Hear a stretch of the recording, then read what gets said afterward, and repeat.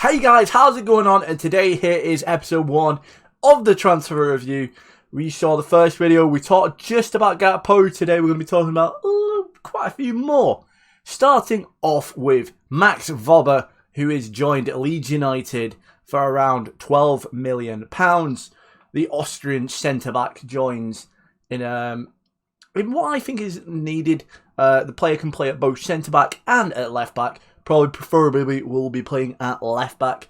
He has signed a deal till 2027, and the defender has honours in Austria, as you'd expect. Did come from Salzburg, because he is the 4th player to come from RB Salzburg to the Leeds United project. At 24 years old, he is a player who can have quite a lot of potential still, and I'm sure this weekend against Cardiff City, they'll be keen to have the young centre-back start. I say young, he's older than me, but I guess he's still young. So next up then is one that you might not have seen on, but it is Brentford's acquisition of Kevin Schade from Freiburg, joining on a loan deal to start with an option of around £22 million to buy him, which would actually be a club record fee. So far in the Bundesliga this year, he has 8 appearances with 1 goal to his name. Predominantly is a right winger, and at only 21 years old, is probably a player who, like I say, has got a little bit about him, but I'm sure his development will be coming here at Brighton, as we're starting to see. With the potential that Ivan Toney might be getting his ban, Kevin Schade comes at a player where I think they needed him. Obviously can play up front, and he is 183 centimetres, so he's not tiny. I'm myself around 183 centimetres, so he's over 6 foot at least. So probably has a bit of presence about him, and it just adds a little bit more, something to that Brentford attack. Whether or not he will be actually eligible for West Ham, for Brentford's tie against West Ham United, because I don't quite think they will, potentially, but I don't know if they're going to re-register him. More likely to see him further on in the season. Nevertheless, though, a very exciting prospect who could do wonders at the Bees. The next player who we're going to be talking about is Benoit Badiashile, the Monaco left centre-back, joins the Chelsea for around £38 million. Predominantly a player who came through the Monaco ranks, is, like I say, is a very solid centre-back and has played very well so far for the French Giants. Capped 17 times at youth level for the U21s of France. He comes in as a player who is starting to establish himself, and he fits that Potter mould of being a young centre-back who will be able to be brought and developed at Chelsea. I am interested, though, about Badiashile joining, though. Obviously, Cucurella was brought in the summer and has played quite a lot of football at left centre-back. So is Badiashile going to displace Cucurella? What does that mean for Chelsea in terms of Chilwell, in terms of Cucurella, and in terms of actual Badiashile's actual game time?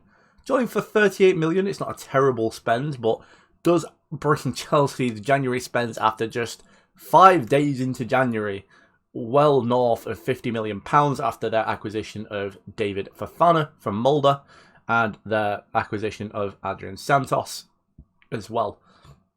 Signed a contract till 2030, so it is an absolute monstrous deal. Like, I don't think I've seen, to be honest with you, a 7-year deal. It's starting to become a lot more common. I know Brentford put Keane Lewis Potter on a 6-year, but 7 years is genuinely mental. But yeah, I'm excited to see him play. Don't quite think he will be featured this weekend in the FA Cup against Manchester City. Just because of the fact that, like I say, I think they're going to give him a little bit of time to sort of establish himself. Obviously, Potter system is a very different to how Monaco play. But I'm excited to see him play. He's a nice young centre-back. And like I say, I think everyone is just excited when these hot prospects that, you sign in Football Manager become good. It is really interesting. So then, the next one, and one that you might not have seen, Geronimo Rulli is on the verge of joining for Ajax. Ajax in the summer lost Onana to Inter Milan on a free transfer, and they decided not to go for a new first-team keeper.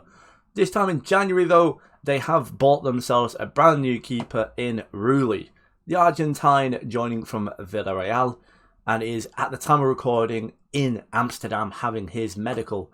The player is always sort of been talked about. I remember the strangeness of when he was part-owned by City with Real Sociedad. It was a really weird time that. Made his name predominantly at Real Sociedad and is, like I say, a very good player.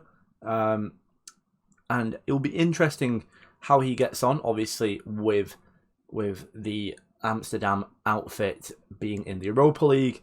It probably was key for them to actually go across and buy themselves a brand new keeper. So the next one is a rumour. We've got a few rumours in here, and I'm gonna change it up a little bit. Give you guys some places you might not know, but I think they're going to be interesting transfer. First up, we have Sam Surridge, linked heavily with a move to Burnley. I think it's an interesting one. Obviously, Forest signed him in the Championship from when they were in the Championship, shall I say, from Bournemouth. And obviously, like I say, it's always interesting, that idea of, can the player make the move up to the to the Premier League? And not always the time that is the thing that happens. So it's going to be interesting if he does get his move to Burnley. Obviously, Burnley are absolutely flying at the minute. They're actually on for beating Reading's Championship points tally record that Reading managed to do back then. Could be an interesting transfer for Burnley. Like I say, Vincent Kompany may be thinking, let's get one more player just to give us that little bit of the push across the line. Next player who we do have a rumour for is Elliot Anderson, linked with a whole host of Championship clubs. Obviously, Eddie Howe potentially looking at loaning out the 20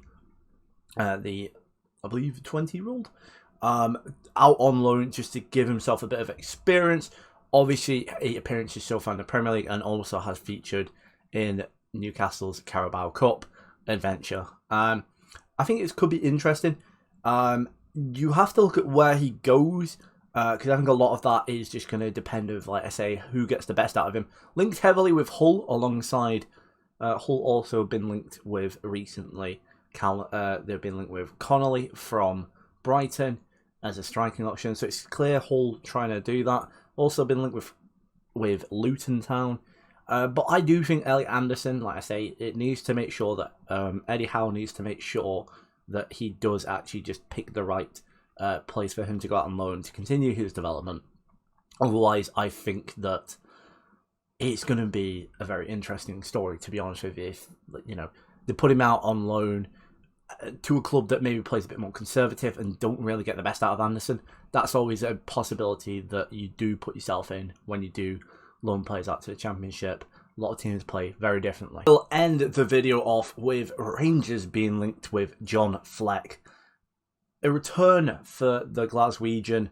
He obviously came through the Rangers Academy as a kid and then ended up moving south of the border. Linked with a return, and I think, to be honest with you, Flecky would be really cool. I don't know, you sort of look at it and think, is he coming back just because of the fact that we can't just end up being, a club that brings back players for the fucking sake of it. But at the same time, like I say, good little bit of, he's had his Premier League experience, which I think is massive. And it'll be, like I say, a good addition. Rangers are, in my opinion, quite light in midfield. So I think Johnny and Flecky as in midfield, I think that could do pretty well, to be perfectly honest with you. So then, what do you guys think of my review of the transfer window? Obviously, it's only the first week. We've got loads more to do. Lots of rumours that we'll be going through throughout the weeks ahead. Obviously, I haven't included everyone in this video because it'd be like an hour long. But what do you make of the transfers that I've spoken about that are confirmed?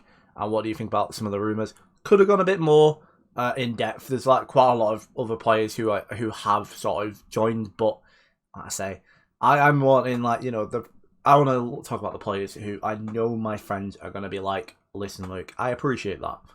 But in the comment section, let me know who you want me to, what rumours you're enjoying.